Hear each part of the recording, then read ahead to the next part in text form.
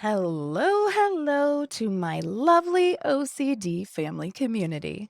It's November, and I'm so excited because all month long I will be featuring my OCD-Related Disorders Series right here on the OCD Family Podcast. And I keep having to pinch myself, y'all, because I have been so fortunate to have amazing guests all season long, and this series is certainly no exception. So get comfy, because today we are talking about BFRBs. I'm Nicole Morris, licensed marriage and family therapist and mental health correspondent. And let me be the first to say, welcome to the family, the OCD family, that is. I am here to create a community of support for family members, spouses, partners, parents, adult children, as there may be adult words, and chosen family of OCD sufferers and their community. I've had over 22 years of experience in the mental health field, but please note that this information does not qualify or substitute as a diagnostic evaluation, therapy, or treatment, and it is presented on an as-is basis. Please follow up with a qualified mental health provider in your area regarding concerns for yourself or loved ones. Thank you for joining us today. Now, let's get started. First, I wanted to say a quick shout out to the IOCDF virtual conference, which is kicking off today. And if you were thinking about signing up, but either forgot or wonder if it's too late, I'm guessing that you can still sign up. It's a great resource for all things OCD, as well as OCD-related disorders. But I have to say, when it comes to OCD-related disorders, there's still such an incredible need for more learning, educating, and advocating for targeted research and support for our OCD-related peeps. So part of how we do that, and again, I say we because this is you, me, all of us family, is by increasing our awareness and understanding regarding some of these OCD-related disorders. In fact, increasing our awareness is going to be a theme today as we dive into BFRBs. So BFRBs. What are BFRBs? Well, BFRBs stand for body-focused repetitive behaviors, and body-focused repetitive behaviors can really present in a range of different ways, anywhere from hair pulling and skin picking to nail tearing, lip licking, cheek chewing, and more. But family, let's dust off the old family tree here and look a little more at BFRBs, shall we? At present, BFRBs are somewhat of a distant cousin to OCD. And if you were to look in the Diagnostic and Statistical Manual, the 5th edition, otherwise known as DSM-5, you will find an entire paragraph on BFRBs, you guys. A whole paragraph, which is ridiculous. I mean, it's just ridiculous. And while there are some references to skin picking and hair pulling, as well as quote-unquote other body-focused repetitive behaviors due to direct pathophysiological consequences of another medical condition, and for you OCD fam, I can translate that to triggered by another medical condition, we can look up individual diagnoses of trichotillomania or excoriation, respectively known as hair pulling or skin picking disorders. But there's a lot more to body-focused repetitive behaviors than that. And okay, Rome wasn't built in a day, y'all. But apparently it wasn't built in 70 years either, because the DSM-5's one paragraph, is progress from where things started 70 years ago. So it's my absolute pleasure to welcome today's guest, Dr. Suzanne Mouton-Odum, with us to talk about BFRBs. We are here to talk with Suzanne, and we are just thrilled, Suzanne, to have you here. Suzanne is very accomplished in training people. She's created databases for interventions for BFRBs, StopPulling and StopPicking.com, and there's so much that she has contributed to our field at large, but as well for BFRBs. She's the president of SciTech, and she's also in private practice. She's on the scientific advisory board for the TLC Foundation for BFRBs, and she's a member of the Texas Psychological Association. She's had a history of being a staff psychologist at Kelsey Sable Clinic in Texas, presents at conferences, and she has written a parent's guide to hair pulling disorder. It's just an absolute honor to have you here today, Suzanne. Thank you so much for taking the time to join us.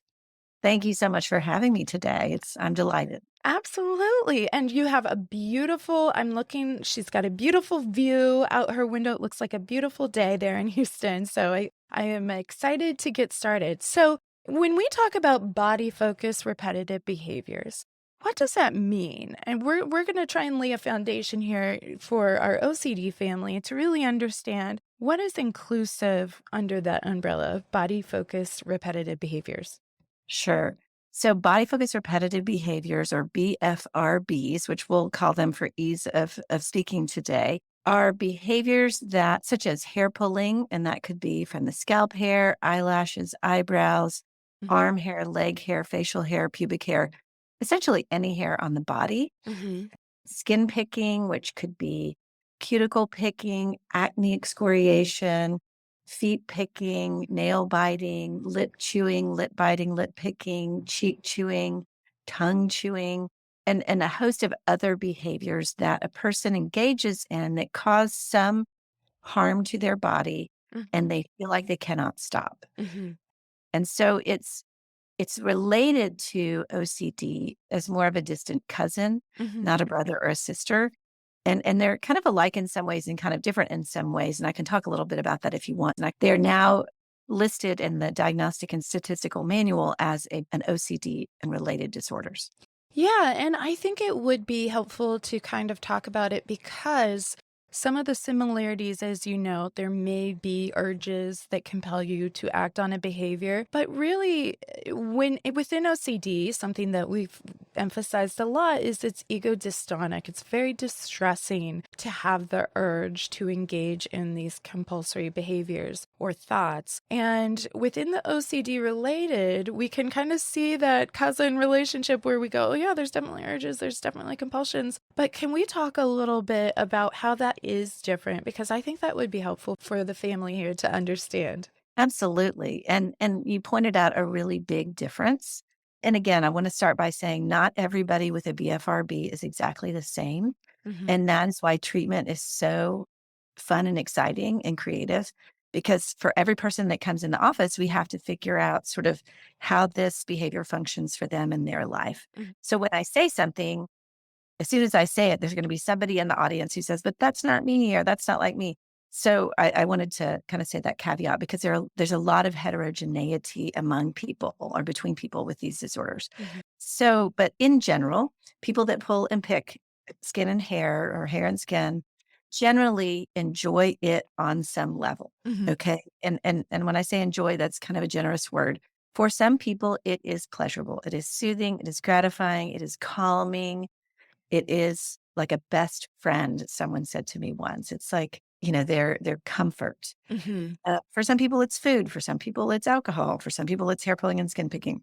Hmm.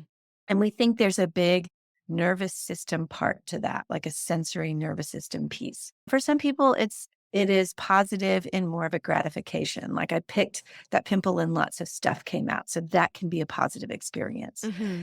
For some people, it's, making something smooth and it's like removing a scab or removing hairs that feel different or bumpy or coarse. And so again, that gratification is more, okay, I got rid of that thing, or it feels different, it looks different. And there's that sense of positive reinforcement or gratification at the end of it. Now, as soon as I say that, there's a lot of negative that goes with pulling and picking as well, which usually comes a little bit later. Hmm. And for some people, it is immediately after the behavior happens. Hmm. It is shame, it is frustration, it is guilt, it is sadness, it is, oh my gosh, what am I doing to myself? Why am I doing this? And it's confusing, especially for children. Here I'm doing this thing that feels good to my body, but then people are looking at me funny. My mom's crying. My mom and dad are arguing about it. I'm in trouble and I don't understand why, because this thing feels really good to me. Hmm. So that's the main reason why they're different. Like you said, ego dystonic for OCD. For BFRBs, it would be more ego syntonic in that it's seeking out something positive or people like it. Most kids will tell me, I want to stop pulling or picking because it will make my parents happy, but I still want to do it. Hmm. I still like this behavior. Now that usually starts to change middle school, early high school. Hmm. Kids kind of cross over into, no, this is what I actually want to do.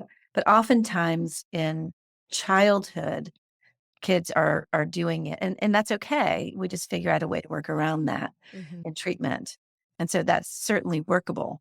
Other differences is the treatment is oftentimes quite different. Treatment for OCD, as many of you know, is ERP, exposure response prevention, and we do utilize that in BFRB treatment, but it is not sort of the first line treatment. It's more of an adjunct or something we do along the way. Mhm. Because at some point, people are going to have to experience having an urge and not engaging in the behavior. Right. So it sounds like ERP has more of a function of improving or growing distress tolerance. So Absolutely. so you're putting yourself in a situation where you may want to soothe by picking or pulling. And so you're utilizing different strategies, probably within ERP, but it is a supplement to the learning and the treatment model for BFRB. Is that right? That's correct. And it's incredibly powerful for many people to add that in, and I add it in almost always, but there is a fair number of people that can't tolerate it at the onset of treatment. It needs to be more of an advanced kind of a skill. Right. So further into treatment, you might go into ERP, whereas with OCD, you would go in right after your psychoeducation, right after learning more about your OCD and doing your Y box or side box, you would go into ERP right away, head on. Well, right. Building a hierarchy and kind of approaching. Yeah. Yeah. Yeah, all that. Can you tell me, would you differentiate BFRBs from stimming? Because I think, when I think of stimming, and sometimes those are non-preferred behaviors for parents, someone might stim by head banging, they might stim by flapping, they might stim would picking kind of fall within that category because I think generally the function of the stim is to be regulatory for the person doing it. Yeah. That's a great question. And the answer is we don't know exactly. There's so much we don't know about BFRBs, and I'll just be honest with you there. However, what you just said makes a lot of sense, is that the function of the behavior for some people may be the same, and that it's calming, soothing, and helping them to integrate maybe an overwhelming amount of stimuli, or it's been a long day. I'm overwhelmed, and this is just sort of helping my body get to a different level of activation. Mhm. And what I don't want people to hear is that if your child is engaging in a BFRB, that they are necessarily on the spectrum. As you know, this is a self-stimming behavior. And I'm not saying they couldn't be on the spectrum, but it certainly does not mean that they're on the spectrum. And I think that the function may be the same, but the disorders that they are contained within are very different. Yes, absolutely. And as I always say at the top of the show, and I reiterate every so often because it's very important to reiterate, this is not a diagnostic talk. We're not listening and going, oh, yeah, okay, so now we're going to diagnose you. This is not therapy. This is not treatment. This is an educational opportunity to learn more. And so being curious and kind of letting ourselves bubble up with these questions, going, it does kind of sound like stimming, or it does sound like that. I mean, we always encourage that conversation. But if you have questions about BFRBs or ASD too, we would also encourage you to seek out a mental health professional that could be helpful or a medical professional that could be helpful with a diagnosis. And so, yeah, I think that's a really, really good point to differentiate. Within BFRBs, you have commented on how you may have these urges. Sometimes these urges are very conscious, like this is going to be soothing. A lot of times people can start surfing, whether it's their hair or their skin, and it's not really something that they're thinking about. They kind of go in on autopilot, and sometimes it's very intentional. Can you talk a little bit more about that? Sure. And what you're describing is a differentiation that exists in the literature that is referred to as focused pulling or picking versus automatic pulling or picking. Hmm. And then, of course, as a clinician, I think you can be both. Yep. Like in some environments in front of the mirror at night, someone may be very intentional and focused on the behavior, whereas in a different situation, maybe driving their car, stuck in traffic or bored, it may just be happening in the background and they're not so much aware of it. But there's also kind of this in between. So you can have both separately, even in the same day, but also someone may start really unintentional. They're not thinking about it. Maybe their mind is somewhere else. They're just stroking their hair or their skin. And then they come across something that feels interesting, curious, intriguing. And at that point, it becomes more focused Mhm. and it becomes more goal driven, goal directed. And so one can turn into the other, or maybe it starts really intentional and then a person gets distracted and it goes into the background and they don't realize that they're doing it anymore. So I think that could work both ways as well. And the reason why there is some importance to this distinction, a couple of reasons. One is we treat it differently. Mhm. And so if someone's primarily pulling without awareness, our goal becomes to increase awareness. Mhm. And there are several different ways to do that, but that's an important first step. It's hard to change behavior when you're not really aware you're doing it. Mhm. And I always say in therapy, if I'm halfway through the chocolate cake before I remember that I'm trying to lose weight or trying to get healthy or trying to not eat sugar, am I going to be successful? Yeah. You know, and the next question is, well, when do I want to become aware? Mhm. And most people will say right before you eat it. And then my answer is, well, it smells really good. It's hot out of the oven. It's kind of too late. So awareness kind of has to begin 10 steps before, like before you go to the grocery store and buy the ingredients. It really requires thinking ahead and preparing for those situations so that that automatic thing doesn't get triggered. So part of it is really getting to know a person Mhm. and their unique habits and their unique pulling and picking environments. And so it's complicated. Yeah. And it can range even within the person. So you were talking about like person to person, this varies, but also it can range within you as an individual because certain days are going to be, we know it'll be stressful or we know it'll be busy. Other days we can get caught off guard and surprised.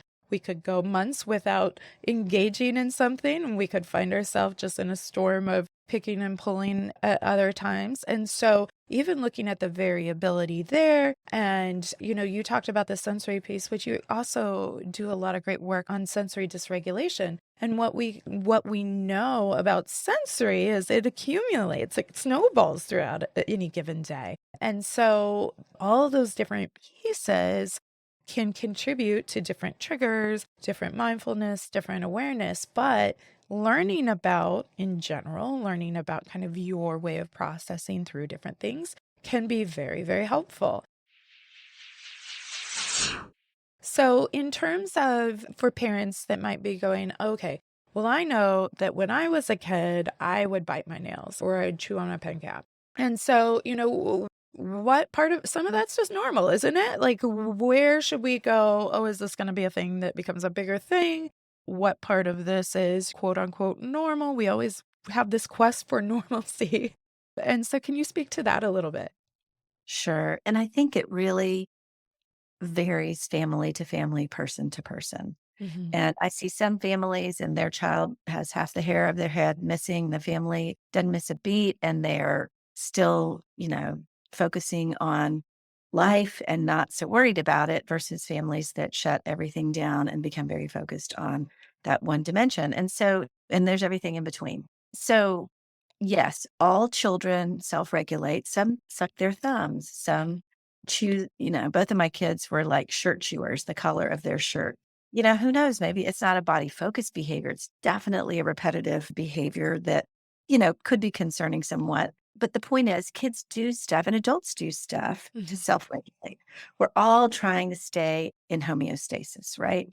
So after a long day, some people might go on a run, some people might meditate, some people might take a hot bath, some people might drink a glass of wine. There's a variety of different behavioral choices for someone who's feeling overwhelmed, overstimulated, and kind of keyed up. And kids are no different, right?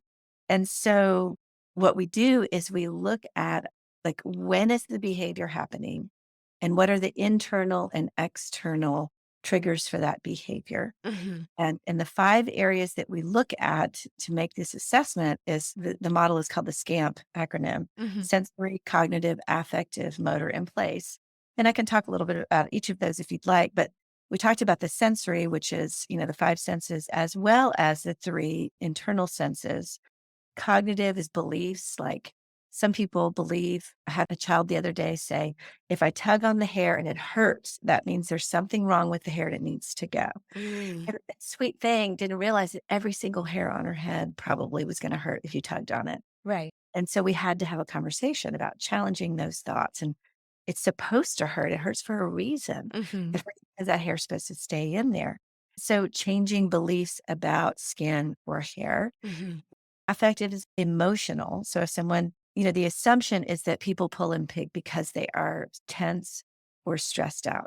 And that's true for most people, at least sometimes. Mm-hmm. Most people will say, yes, some of the time I do pull or pick when I am stressed.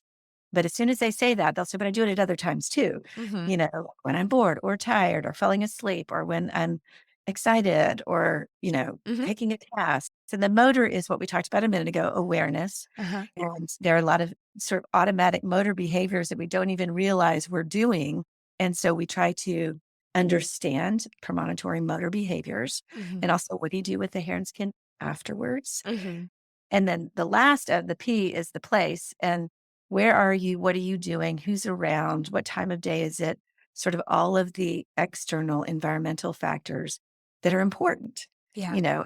and so we look at all of those things to determine what are relevant to that unique individual. And then we start to look at, okay, what was also happening right before Mm-hmm. and right after. So what are things that make hair pulling and skin picking more likely to happen? And those could be any of those 5 things. Right. And then what happens after that's reinforcing or causing the behavior to happen again or to continue. And what happens after that makes the behavior stop, because that's just as important. And then we put all that together and come up with a plan. And with kids, a lot of times, in addition to the plan, we add a reward plan, because oftentimes kids aren't that motivated to change their behavior for the sake of having hair or healed skin. They just want to make mom and dad happy and they want people to be proud of them. Yeah.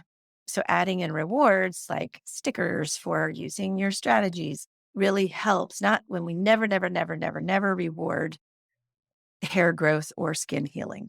We want to reward use of strategies because it keeps the child engaged. We just want engagement with the treatment plan. Hair's going to grow, skin's going to grow back, as long as we're focused on using the strategies, if that makes sense. Yeah. And I think that's a really good point, because the kids are trying to make parents happy. Parents' goal is, I want the hair back. I want the skin back.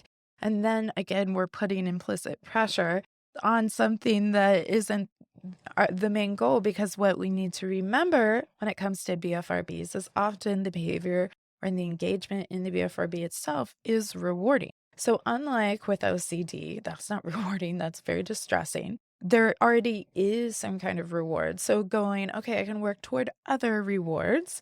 And it's not just a failure if I'm not having hair grow back or I pick and pull again. We still want to celebrate the awareness and the growth and the progress and the use of strategies and learning. And that ultimately will lead to less picking for a lot of people. And, maybe they'll have a spot or they'll have areas they kind of stick to, but that's different than 5 spots. And they can go, wow, I feel proud of myself that I got it to this one spot. I was just going to say that it changes also the focus to actionable items that can be observed. Like, are you wearing a hat, in this environment, like while watching television, for example? That's a simple awareness enhancing technique that also is a barrier and keeps a person from being able to pull their hair. That's an easy thing to do. It's observable. It keeps the focus off of hair. It's whether or not you're going to wear your hat. And then a parent can reinforce that. And what unfortunately happens in so many families and well-intentioned, and let me just say, I've never met a family of a child with a BFRB that was not well-intentioned. I mean, these are lovely human beings that desperately want to help their child, but people can get so focused on hair and skin that the child begins to believe that they are only lovable and will only have a good life if they have a full head of hair and healed skin, which is not the case at all. I know many people without any hair that are lovely, happy, fulfilled individuals, many of them men. But the point is that, and I know many, many people with full heads of hair that are not happy Oh, yeah. and not fulfilled in their life. And so we have to give up this idea that my child will have a ruined life if we don't deal with this. And more than anything, it instills inadvertently, it can instill a sense of shame in the child Mhm. because they want to go into hiding with their behavior. They do it secretly. They do it when mom and dad can't see because they still want to do it. They still want to get whatever that feel good is, but now they don't want to get caught. And it becomes this kind of yucky cycle and battle of wills. We just don't want to get into that. We just want to encourage positive behaviors that ultimately will lead to what the ultimate goal is. But we don't talk about that. Right. Yeah, and some safety and some parameters. It might be a weird analogy, but I was just thinking about like, with parents in terms of how they talk about sex with their kids, right? It's like, do we want them to have information and be safe, or do we want to be shaming and be like, no way? And have people get into situations where they have a risk of getting a disease or risk of all sorts of different things. And so not talking about it doesn't make it go away. And shaming it and saying, don't do it, which gives you no actionable piece that you would prefer to see, but just stop, just knock it off, don't do it, Right. doesn't help either. And people are more likely to go in private, have this thing that brings them some kind of comfort, and then feel like, am I a freak because everybody thinks this is so weird? And then have that immediate shame about that stigma kind of pop in. And so I think those are really good points. But yeah, it can be really, really hard. I think a lot of times parents look at their kids and they want what's best for them. And they think, well, are they going to get teased if they have a spot? Are they going to be teased if they, have to wear a sweatshirt or long sleeve shirts because they've picked up their arms so much or their shoulders or whatever, and so I think the intention there is to be protective, but also to help mitigate their distress. They're feeling distress about the fact that their child's doing this and they have no control over it. Right. Well, and the truth is, and you hit on a really good point, and parents bring this up all the time, is a fear of their child getting teased. Mm-hmm. And my response to that is every child is going to get teased for something. Mm-hmm. I tell, I was Susie Sasquatch. You can't see it, but I have big feet and I had them in sixth grade. And, everybody's going to get teased for something. So what we want to do is teach our kids how to advocate for themselves. When someone teases you, what are you going to say? How are you going to handle it?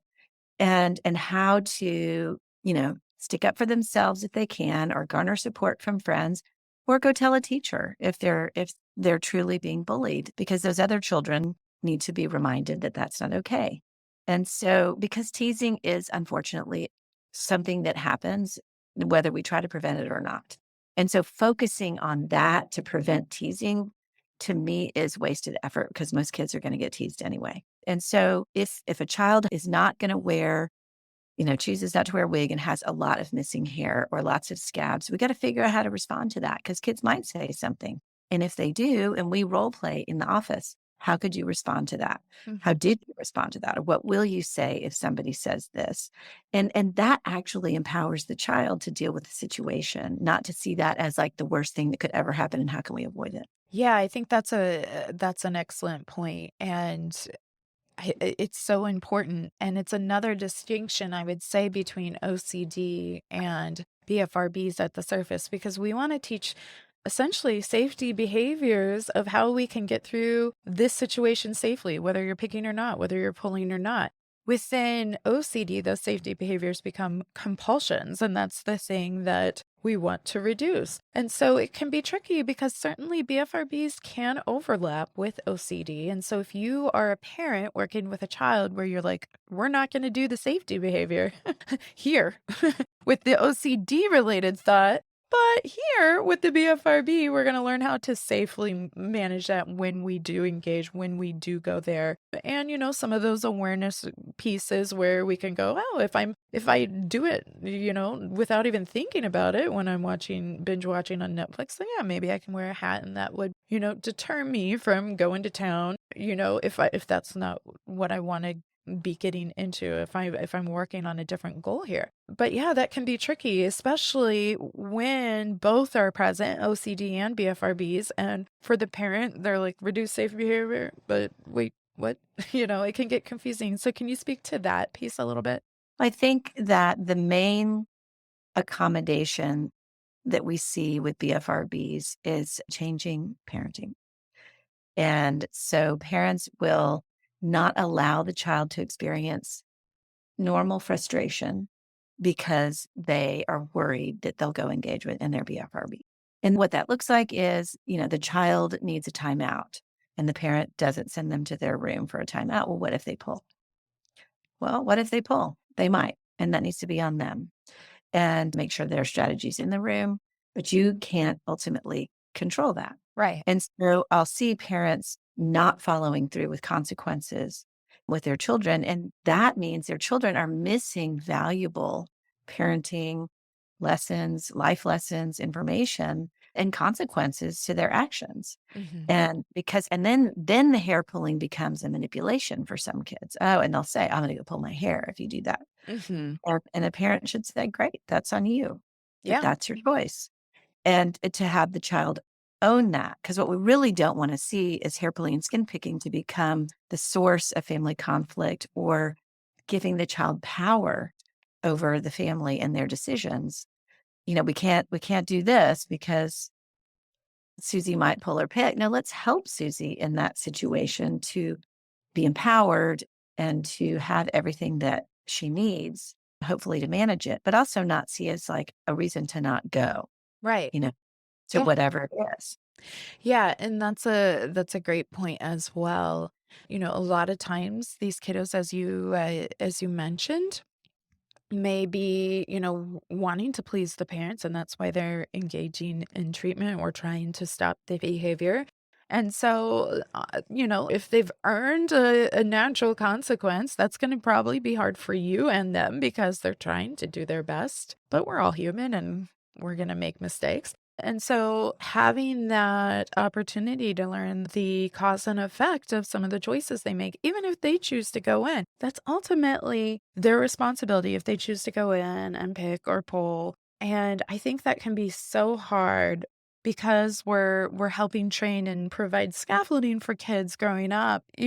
There's such a sense of responsibility from the parents. Right. But, you guys, parents, I'm a parent, Suzanne, you're a parent. We've got enough responsibility on our own shoulders. And I think also responsibility in parenting is providing the understanding of how the real world works and there are natural consequences to our choices. And so if they go in there and pick, then absolutely, that's on them. And again, we're not just focused, and correct me if I'm wrong here, Suzanne, but we're not just focused on symptom reduction. Because are they going to just stop picking? What in your mind is that end goal? Are they going to stop picking? Because that's just not a realistic end goal.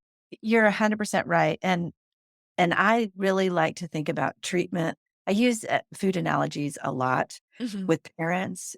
And so back to kind of, safety behaviors or using their strategies or using the things that will reduce their ability or need to pull or pick, different from OCD. We want to make things available, but the parents are not in control. Mhm. And oftentimes it's a backfire. So if I'm about to eat a donut in the morning and my husband comes in and says, oh, don't eat that donut, that will make you fat. Does that make me want to not eat the donut? Right. It makes me want to eat 5 donuts and throw one at him. So telling someone to not do something in the moment that they want to do that behavior. So saying, stop pulling, don't pull your hair out is going to make a child actually want it more and be upset and like be angry. That is a normal human reaction to being told not to do something in the moment that you are really having an urge to do it. Okay, so that's number one. Number two is if I get up in the morning and my husband looks at my rear end to see if it's bigger today than it was yesterday, how do I feel? Right. I mean, yeah, you're not going to love that. But parents do it all the time. They take pictures of their child's head. Let me take a picture of the back of your head and show you.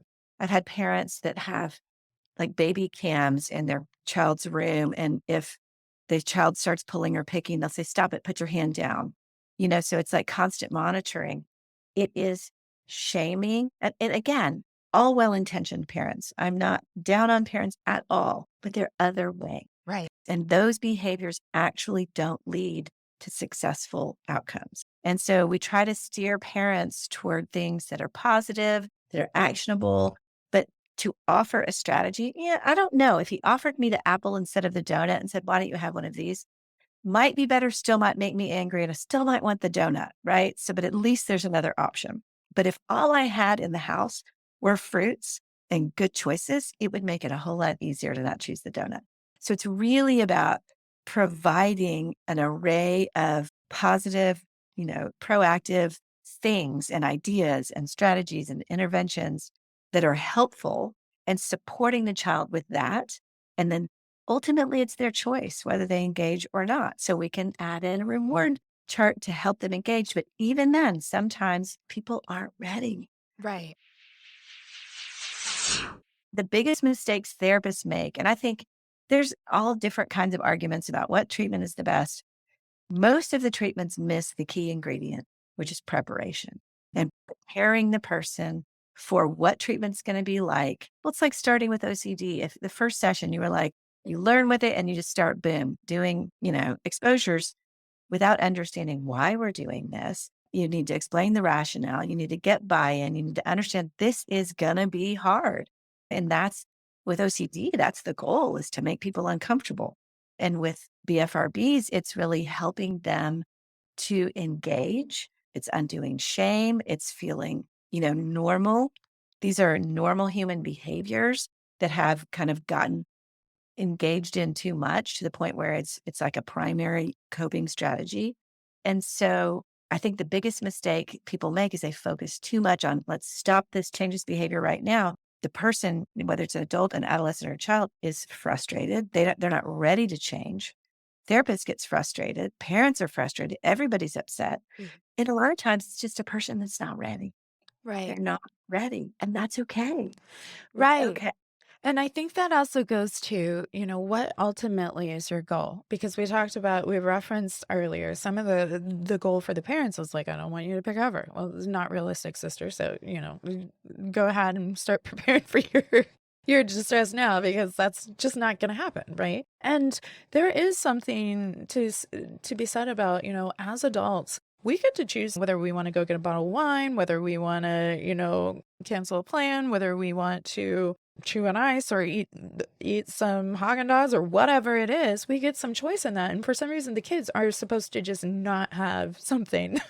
This might be their thing, and it's something they have access to, and it's something that does bring a sense of gain, even if it also brings some distress.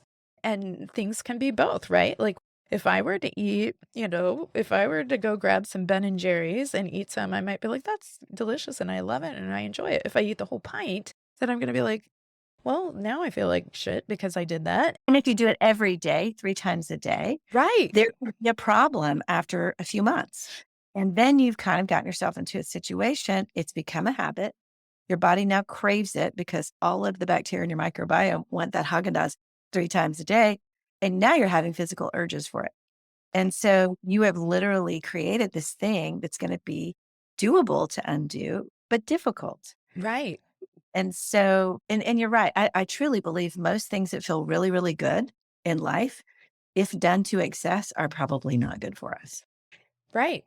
And so as adults, and I spend so much time with adults talking about that. Like, and I will ask you this, have you ever put anything in your mouth that you probably shouldn't have?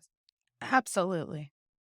I've only had one parent say no, and I was just mystified. I was like, I couldn't even respond. I was like, okay. You're like, we have other issues. Yeah. Most people can't say that. Most people have definitely put a few things in their mouth they probably shouldn't have. And then I asked, did you do it knowingly? Did you do it knowingly? Well, of course you did. But then why? Because parents will say this, why is she doing this? She knows not to do it. She knows that she's not supposed to do it. She's told me she doesn't want to do it. Why is she doing it? And I say, oh my gosh, I want to lose that last 5 pounds that I still need to lose, but I still stuck the thing in my mouth last night I shouldn't have, right? Because in that moment, that's the thing you want, in that moment. And so how do we prevent people from getting to that moment? Like, how do we change the order of operations, or how do we change the environment to change that moment? So again, it's taking 10 steps back and changing how we approach things. Or if the child is in that moment and they're having the urge and they're choosing to do it, how can we support them? Yeah. And I always say, ask your child. Huge. What do you need from me in this moment? And maybe not, that's not the moment to ask them. Maybe you plan it ahead of time. Like, what do you need? If your parents see you engaging in your BFRB, what do you want them to do? And most kids will say, I want them to do nothing. I want them to say nothing. And I ask parents to respect that. Especially if they have everything that they need, their, strategy wise, that's being their choice. Some kids will say, give me a hug. Just come give me a hug or distract me. Hey, come to the kitchen, help me cook dinner or let's go on a walk. So, but it really needs to come from the child because they need to feel supported. They need to feel loved and appreciated, and they don't need to feel like they're doing something wrong and humiliated, which is anytime anyone gets caught doing something they're not supposed to do, it doesn't feel good. You're like, oh, sorry, I wasn't really doing that, And also, this another thing that comes up a lot is my child is lying to me. Mm. And I'm like, whoa, hold on. Strong Because words. those are strong words. And most people fudge. How many glasses of wine did you have last night? One, and most people underreport. They say, oh yeah, I ate healthy all week, minus the Haagen-Dazs and minus the whatever, because they don't want to admit it. Right. And Right. so we really have to put ourselves in their shoes and realize these are hard things to admit. So rather than making them admit it, let's figure out how we can support them. Mm. How can we be a better support system? I always say parents, you're cheerleaders and your pillows, right? So you are the cheerleader saying, woohoo, you're doing great. And you're the pillow that they fall on. You're the support. You're the softness. You're the care. You're the gentleness. You are that soft pillow. And they can hold them up in the moments when they're really struggling. And that's really our job. That's, I think, a beautiful way of conceptualizing it. And I love that.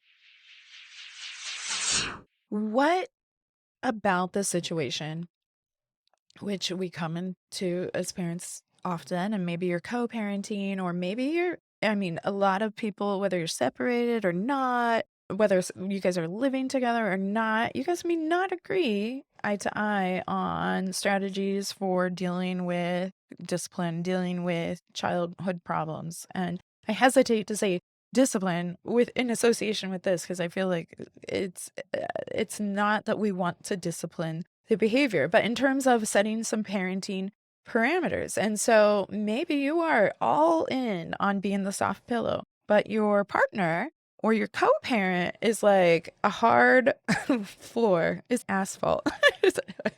Not a soft pillow. Not a soft pillow, but rather asphalt. So what do we do in those situations? I hear Well, those kind of questions a lot. well, and I think that's true for any parenting issue across the board. Right. And this always ends up with, oftentimes, as we know, one parent just gets lighter and lighter and lighter, and one gets heavier and heavier and heavier instead of moving toward the middle, which is where we need to go. Well, that sounds familiar in our world today. It's like the more one parent goes one way, the more the other parent goes the other to try and offset it. It just becomes this big imbalance.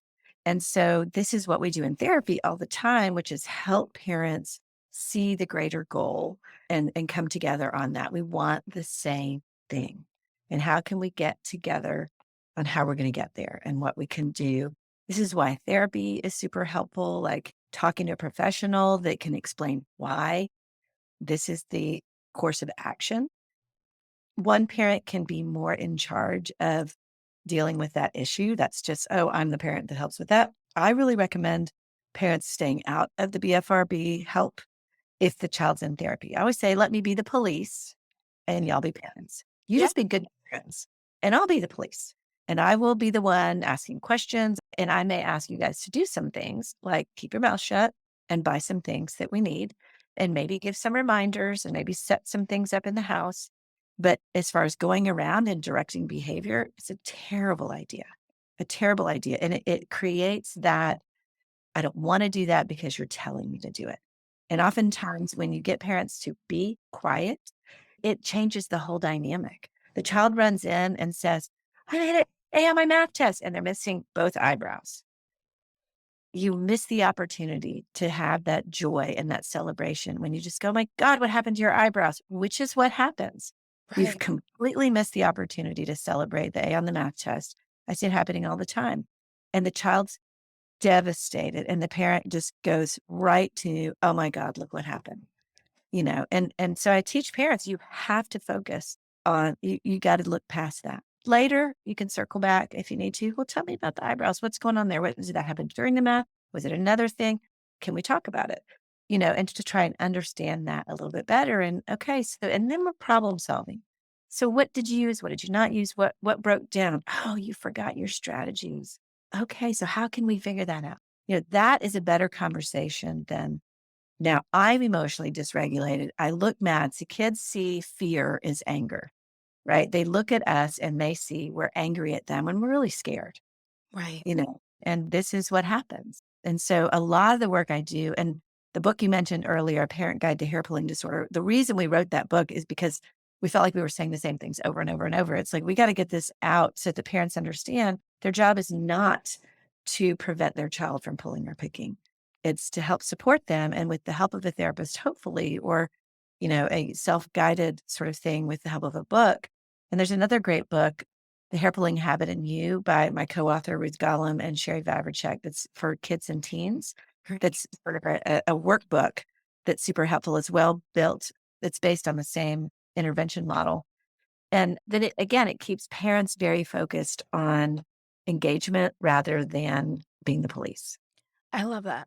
I love that because I think it's really helpful. And as with anything, when we have situations, say your partner or the kid's other parent that maybe splits some of the managing duties, just literally, no matter what you say, they'll do the opposite. And you feel like, I can't get anywhere with them. Well, then don't go anywhere with them. Remember your kid. Remember your kid. See your kid. And you can provide in your home, you can provide in your space that soft pillow.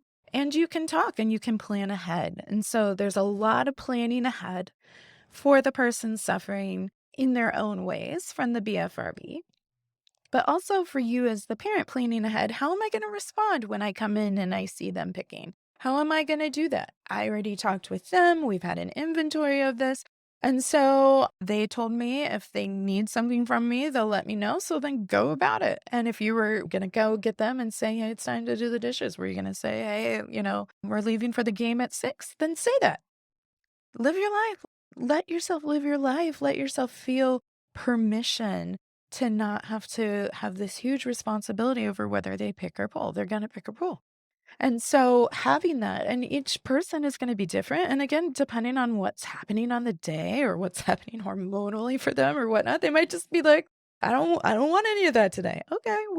We all get to those places. We don't feel the same way every day, but having that plan is huge. I also find addressing these things at times where we know we're going to talk about something, whether we have a family meeting where we do housekeeping business. What's our schedule for the week? What's our plan? What went well? What can we work on for next week? That can be helpful, especially if you don't want to be reactive in the moment, because often the reactive in the moment, like you said, and a lot of it's coming from fear and anxiety within the parents, feels like, I'm mad at you because you did this thing again. And so being able to plan ahead and going, okay, Tuesdays at 8 after soccer when we're like going to a fast food because we got to get home and homework and go to bed. We can also have these family meetings where we can go, what went well this week? What went? And that can be about a number of things, including the BFRB, including, what was tricky, if the need has shifted for support. And that can make it feel a lot less threatening. It's just more of a, how are we planning for the week? It's problem solving. Nobody has the right answer straight out of the gate. And there's going to be trial and error. There's going to be, see what works. And then we reassess, we throw some things out, we keep some things because every child is different. Every family is different. Yeah. One thing that I think is super helpful is the metaphor of watering the flowers, not the weeds. And so many times in families, because what we focus on and what we water grows. And I really encourage people to take a good look at what they're putting their energy on. And if they're putting all their energy on the BFRB or the bad grades or the whatever, and it's not what you want to grow, well, you're growing the wrong thing. Yeah. We want to focus on the qualities, the things about the child that are amazing or that are unique or different or funny or good qualities like kindness, like you were such a kind friend, or you were so helpful, or I loved the way you blah, blah, blah. If we only focus on the things that we see as an issue, Mhm. that's all that's going to grow. Yeah. And that's our part that we can give. So we want to focus on growing their ego. We want to grow their sense of self and their identity and their security and their strength. That's what we want to grow, not their BFRB. Yeah, I used to work a lot with the 0 to 5 population, especially in kind of the greater Los Angeles area. And, we'd have kids and families that had great trauma and lots of different things, lots of different sensory things. And we were doing a lot of multidisciplinary practice. But I would always put a sign up in my office that would say, let's focus on the behaviors we want to see from our child. And the parents would be like, "But I do wanna see them hit less." "Okay, yeah, you wanna see them hit less. So what would you rather see them do?" And they're like, "Well, I wish we could play with blocks." "Well, then let's play with blocks." And then if they put one block on top of the other, let's celebrate that because Yeah. that's what we wanted. That's what we wanted from them. And so I think sometimes people can get kinda stuck. They're like, "I am focusing what I want from them. I am trying to water the garden." And you're like, "Well, yeah, you're trying to water the garden, but really we're focusing on the weeds here, and then, yeah, the water is not going to the flowers, and the flowers are wilting." Y Exactly. And y so is the self-esteem, unfortunately. Right. I did want to talk a little bit about little bitties because, the average age of onset for BFRBs is around 12 or 13. And prior to that age of 12 or 13, it's about 50% boys, 50% girls. After that age, it becomes more heavily weighted girls. We're not sure if that's a reporting issue or if hormones sort of trigger something in puberty. So I'm not going to say that I have the answer there, but then there's this other little group we call baby trick, Mhm, and that's kind of the 0 to 4 or 5. And we see that more than you would believe, like 6-month-olds, mhm. 18-month-olds, which really speaks to the hardwired nature of these behaviors. These are not the result of bad parenting. This is not the result of abuse or trauma, or your child was sexually abused and you just didn't know about it. I mean, that is patently untrue. Well, I guess any child could have been abused. I'm not saying they weren't, but that's not why they're pulling or picking. It's not the cause, it's not the underlying reason. Yes, and we cannot make any assumptions, and there are professionals out there making assumptions that are patently wrong. And with a little bitty, it's incredibly treatable, but it's a little bit different, and it 100% involves the parents. And so I'll even say, please do not bring your 8-month-old in here. I don't need to meet your 8-month-old. I do not do therapy with 8-month-olds, but I bring the parents in and we talk about how to change the environment, how to increase sensory soothing, how to change, the order of things, how to provide more or less stimulation in certain environments. But it's successful treatment with the littles because the parents are 100% in control. As a child ages, parents become less and less in control. By the time they're adolescents, all bets are off, and your child really has to want to change their behavior because it's really not something that the more the parents try to assert control, the less successful we're going to be. But with the little bitties, I think a lot of parents understandably get frightened when they see that behavior, and especially if a child is eating their hair. And I will say, hair pulling and skin picking can be more dangerous because of infection and scarring and a variety of different medical things that can happen as a result. But hair pulling is pretty benign unless you're eating your hair. And hair ingestion, especially long hairs, can cause gastrointestinal blockage that needs like surgery to remove. It's fairly uncommon. But when we see a small child pulling and eating hair, we always want to get that evaluated. And that's just my caveat to say that if a child is eating hair, please take them to a GI doctor and have that. Don't scare them, but take them to a GI doctor and know that's something we really do need to focus on is the not eating of hair. But that with the baby tricksters, it is incredibly treatable, but it doesn't involve treating the child. It involves helping the parents to provide the appropriate environment for the child to be successful. Yeah, in my history of treating with 0 to 5, the family piece is imperative because absolutely, it's a parallel process of helping the parent learn the cues, learn how to communicate, how to understand the cues from the child, whether it's over stimulation and dysregulation, a lot of different pieces like that. And so absolutely people are always like, how do you do therapy with a 0 to 5-year-old? And I'm like, well, I work with a caregiver and we work on that. And it makes a huge, profound difference. And again, those caregivers are doing the best they can and they're coming into complicated situations. And we definitely do not get an instruction manual when we get babies. But when a baby is born, a parent is born. It really is a complete kind of metamorphosis from not knowing, not experiencing to going into that. And so it's okay to ask for help and it's okay to need help. And, just saying that, earlier we were talking about what about the situation if the other parent is like just belligerent and not helping and being that kind of hard place, not a soft pillow? You made a great point because you can go to the therapist and you can say, okay, this guy over here or this woman over here not being so helpful, but I still don't have to be alone. I can provide the soft pillow. I can provide the support here at home. And there are other people, other allies that we can bring into the equation. We can team up with a therapist. We can team up with the teachers and educate the teachers, and the teachers don't have to police this either, please. And really work on those different pieces together. So you don't have to be alone. There's support groups for other parents going through this as well, and being able to connect with other people going, oh, yeah. But sometimes, ironically, I think we might have a history as parents. We might have a history of maybe picking like I chewed my nails when I was younger. What's the big deal, right? And sometimes we overcorrect in the kids. Like the expectation is I did this, but I know what kind of hardship that it could bring. So I'm not tolerating it at all. And I can't stand seeing it at all in my kid. And it's like, hey, for both of you, then this is a great opportunity to increase awareness, to plan around it, and to not beat ourselves up because we engaged in something that had a rewarding aspect to it. But if we want to work on that, and certainly that can be very helpful and very rewarding to work on that,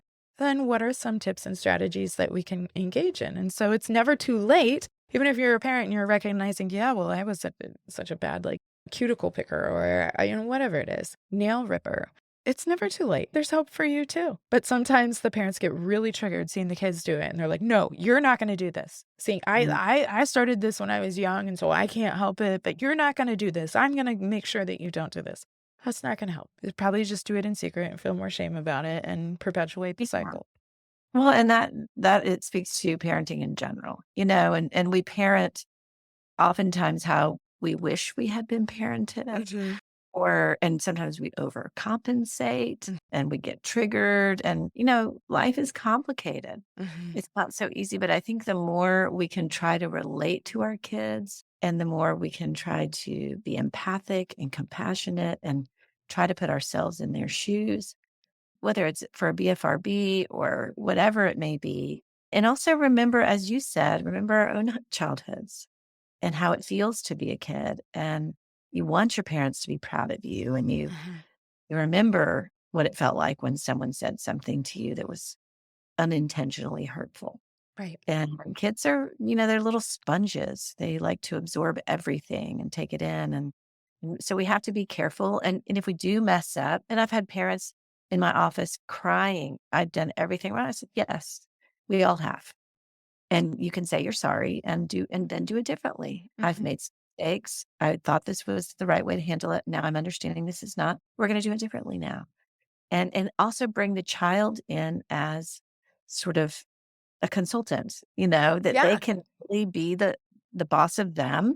And they also have a lot of good insight into what is helpful. And so really asking them, what would help you? How can I help you? Yeah, and I think that, as many things we've talked about within the OCD family community is it can feel really freeing to go, hey, I can partner with them. Yeah, they may only be 6. Yeah, they may only be 12. Yeah, they may be 15, and pretty sure they know everything anyway. But certainly we know ourselves in terms of what is pleasurable, what is not, what is gratifying, what is not, what is soothing, what is not. And it's going to vary broadly across people, and it might change over time as you go through different developmental stages. Okay.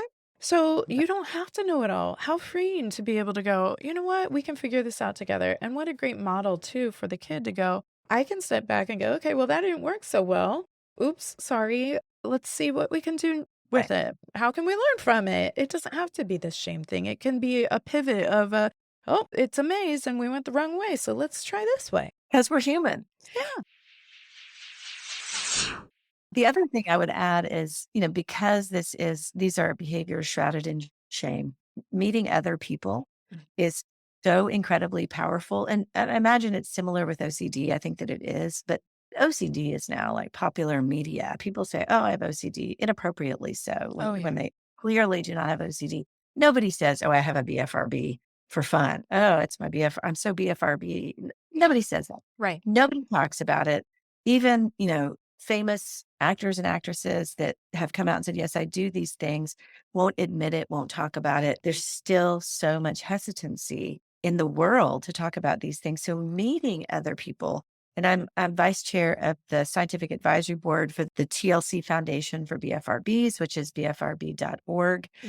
It's international, the hub of information, of therapists, of resources.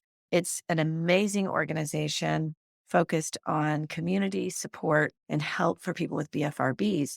And they have traditionally, and then COVID happened, like many things, had a yearly conference, which is going to happen in 2023. We don't know exactly what month, but it allows families to be together at a conference and meet other people that engage in these, other parents that are struggling, Mhm. other siblings that don't know, and other adults, people, I don't want to call them sufferers anymore, adult people with BFRBs, other adolescents, other children, and to relate to them Mhm. and to realize these are lovely, high functioning, creative, intelligent human beings who came from good families. Mhm. Yeah, this is not what I thought it was, because I think there's this secret belief that there's something really, really wrong with me, Mhm. or like this is some mark on my character or some horrible thing, when really it's a thing, It's a you know? thing. It doesn't have to define you. Like it can be a, I have freckles, I have BFRB, I have what? Yeah.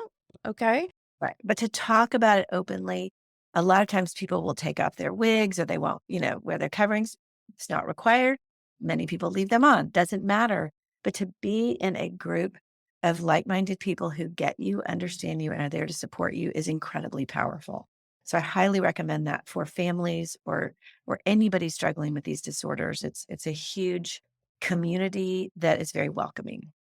I think that is really so great. And I echo the TLC Foundation is such a great resource. And I was looking this morning, I saw that right now, it looks like through the end of January in 2023, the BFRB community is doing a needs assessment and an impact survey, which, if you are a part of this community yourself or you see it for your child, this is a great opportunity to provide some feedback. And I love the engagement with the community to be able to say, hey, my voice matters and I can contribute to some of what's going on here so that I can feel better understood.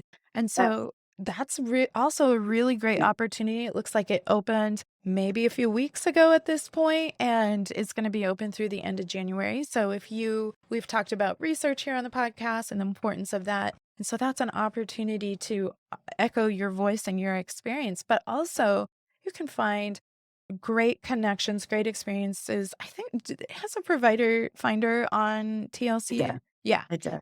Yep. Yep. So you can learn more about health education. You can learn more about the community opportunities. And Suzanne, you were speaking to just the dynamic, really just powerful piece of being able to join with other people that know exactly what your journey has been like. And you don't have to feel alone and you don't have to feel like something's wrong with you. You can celebrate who you are and you can connect with other people and celebrate and cheer them on as well. And so I love that there's a big emphasis on clinical training. And I believe it's the TLC Foundation also has an online course. I think if you're a therapist that has clients with BFRBs and you're like, I've gone to maybe a workshop at the OCD conference before, or I've learned a little bit, but I'm definitely a fish out of water. That is a great opportunity to learn more about BFRBs, and we can always use more equipped, understanding, practicing practitioners that can help champion on these families to, living their life and getting to look forward to the soccer games, not to the scab healing, and can celebrate everything in between as well. So I think the TLC Foundation it's my go-to resource for BFRBs. And so that's a really great point too about the conferences. I know that it's not necessarily scheduled yet, but will there be a virtual component to that, do you think, or do they usually just do the in-person? Well, traditionally, it was always in person, and then during COVID, we added the virtual. It was only virtual, and there will probably be a hybrid sort of option, so you can I know that there will be in person plus there will be some sort of, online for people who can't afford to travel, who live on the other side of the world. There's a lot of barriers, and we try to always hold it in a place where it can be, not a huge amount of money. And we try to make it accessible and give scholarships for people when they need it. But we really want to be the resource for people all around the world for BFRBs. And thank you so much for bringing up the Community Health Needs Assessment survey.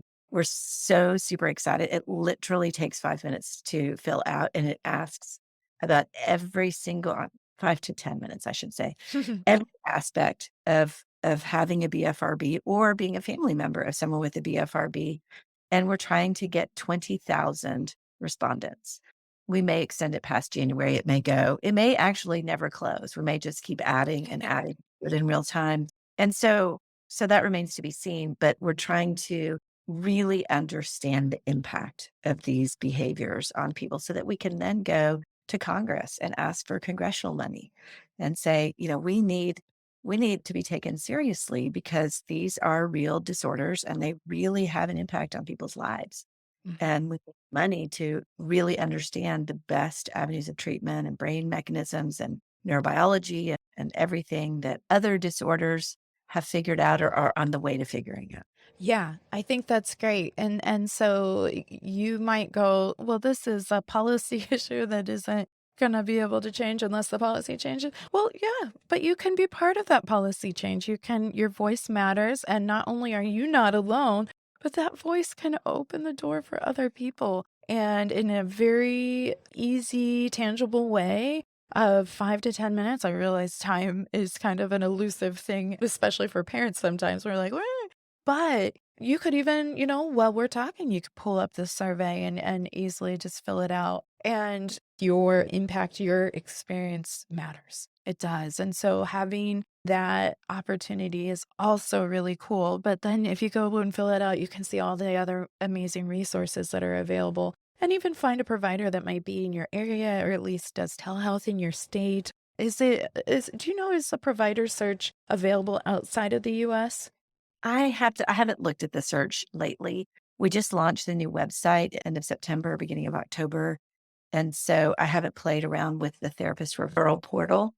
But you also mentioned the Virtual Professional Training Institute, which has been around for many years and is amazing. We are getting ready to hopefully redo it in the next 5 years and update it because I think I'm in it at some point, and you can tell clearly it was a long time ago. It's all changed a little bit. And so, but there is good training available. If providers out there or you have a therapist that you like but would like for them to get some training, it's very affordable. We will get back to in-person training in the next year, which we're excited about as well. Yeah, and something that I found, so I joined TikTok with OCD Family Podcast. I've never been on TikTok before, and it probably shows big way. But I've found quite a community on TikTok educating and just being very transparent about their BFRB journeys. And I think that can be helpful too. Sometimes social media, you got to take some of it with a grain of salt. But in terms of being able to go, I feel alone in this, and this person just, oh my gosh, I literally just did that thing yesterday and I was feeling so bad about it. But now I can see, like, I'm not the only person that has experienced that. And again, increasing that awareness piece, connecting the dots of like, you know what? People do this. Now we have these influencers that are, making a big impact because they were able to go, yep, I do that.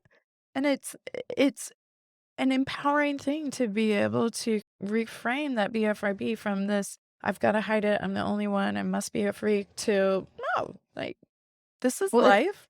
yeah, it's amazing. I mean, people talk about erectile dysfunction and hemorrhoids and IBS all the time, but nobody talks about BFRBs. And we need to make it a national conversation. It needs to be, oh, yeah, I pull my hair out, or oh, I pick my skin. It needs to be relatable.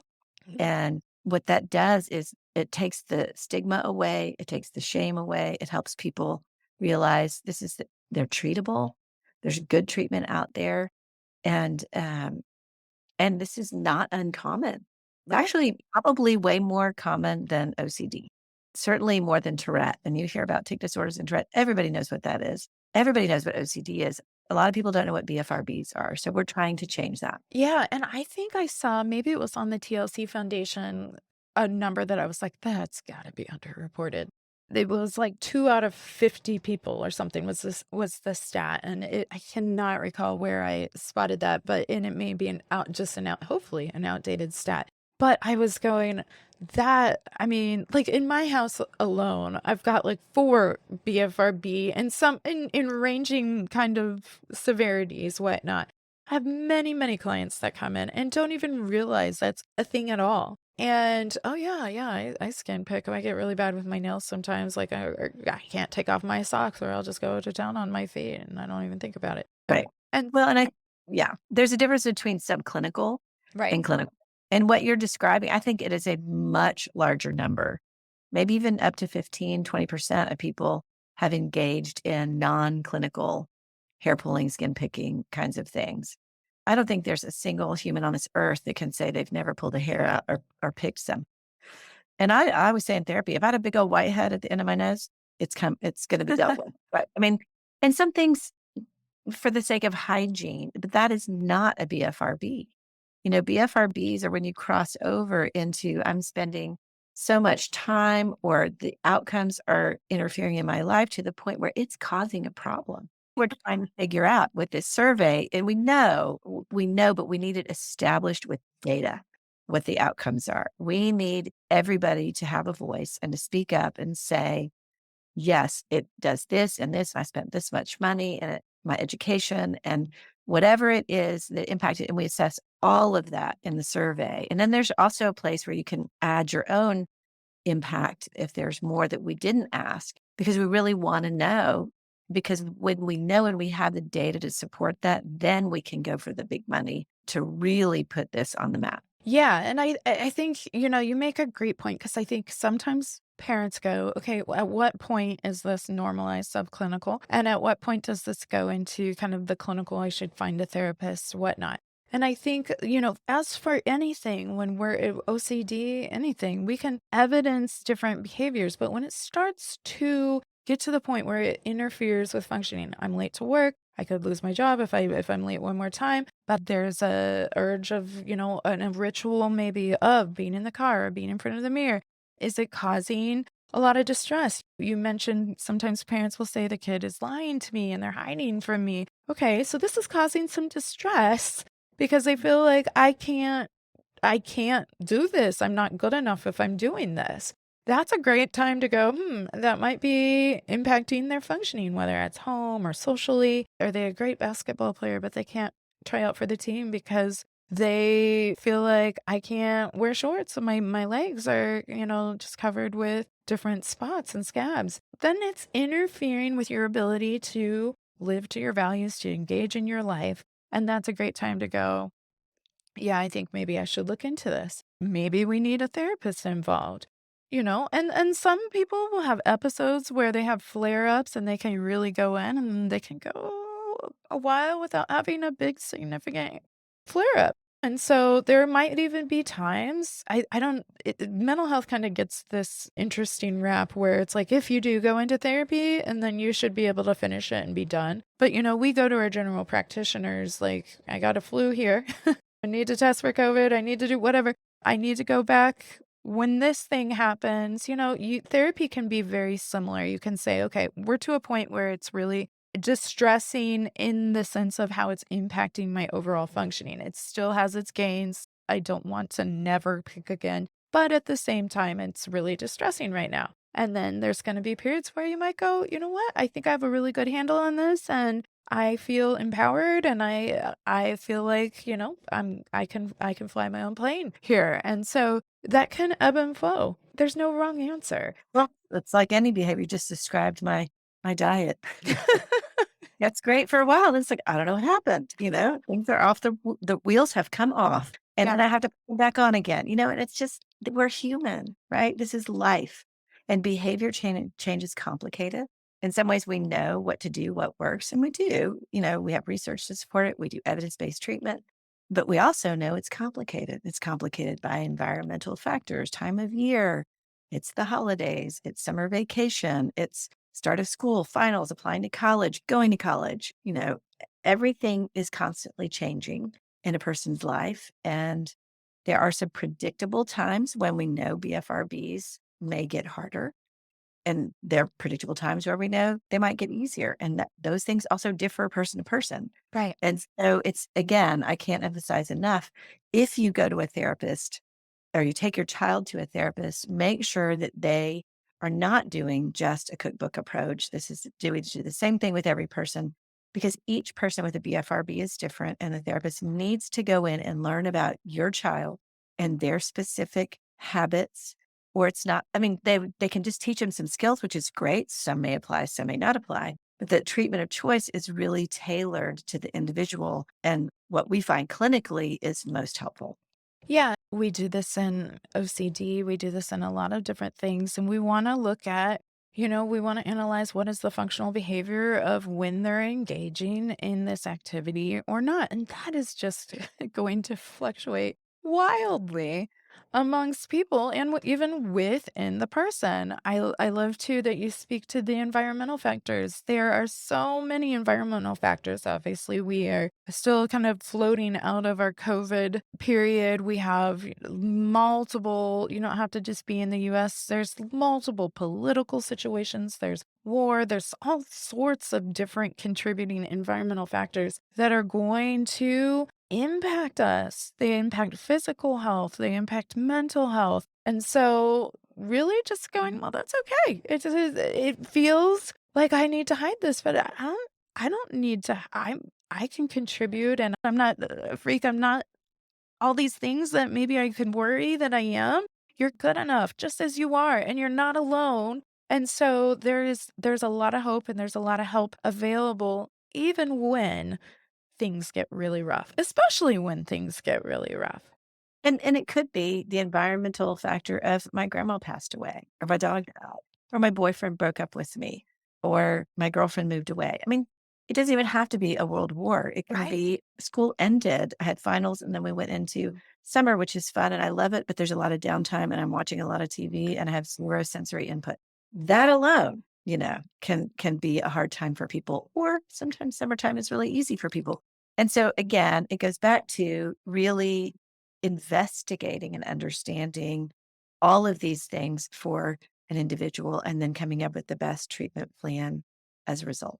Yeah, yeah, great point. And it's, summertime, if you're really busy through summer, I find people that are very busy when they have downtime. This is where we're going to see it manifest more. But you think about like also if you're out in the sun and you start to peel and you start to maybe pick naturally because you've just always picked peeling skin, and then now it can become this big thing. So there's so many different elements of it, and just having kind of a game plan and going, this is where I suspect it'll pop up more for me. It may not. And sometimes it'll surprise me. And again, the goal isn't to never ever pick again. The goal is to feel empowered that we can choose something else if we want.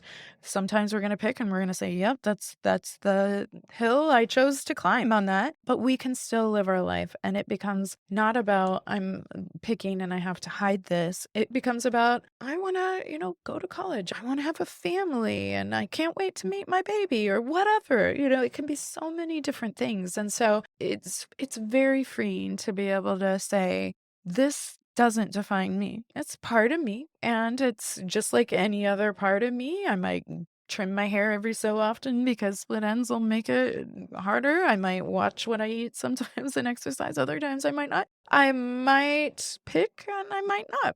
Being able to get to that place is really, really freeing and just powerful to know that we're not alone in it.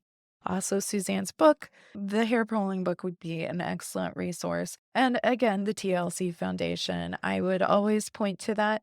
IOCDF also has some resources, but again, I think, if we're really zooming in, and it's not that IOCDF doesn't have great support for OCD-related disorders, but really zooming in, I would highly recommend BFRB.org. So I will also be linking that on this episode's podcast post. And yeah, we will, continue to learn together. So thank you so much, Suzanne, for taking the time and for sharing with the community all of this just education and help in understanding. Thank you so much for having me. I appreciate it. Absolutely. Thank you for that. For our intrusive thoughts segment, which is the application segment of our show for the new fam in town, I just want to invite everyone back next week. We're going to be talking about another important OCD-related disorder in body dysmorphic disorder, or BDD, and that will be with IOCDF lead advocate Chris Tronson and his lovely mother, Liz Tronson. Also, I wanted to highlight some of the resources available at the TLC Foundation for BFRBs at bfrb.org. So there's a lot of really helpful resources over here, but one that caught my eye and I think could be helpful for our community, whether we have some BFRB warriors in our midst or not, is what should I say and what should I not say to my child? And while I still think BFRBs and OCD are pretty different, I think these would also be helpful for OCD sufferers as well. So what should I say to my child if you want to support them and they are struggling with a BFRB? Well, you can say, I love you. You are beautiful. You can say, you are important. You are worthy. And your BFRB does not define you. Things that we don't want to say, things that are not going to help the situation. Stop pulling, picking, biting. You look like you've been pulling, picking, biting a lot. Hey, cover that spot.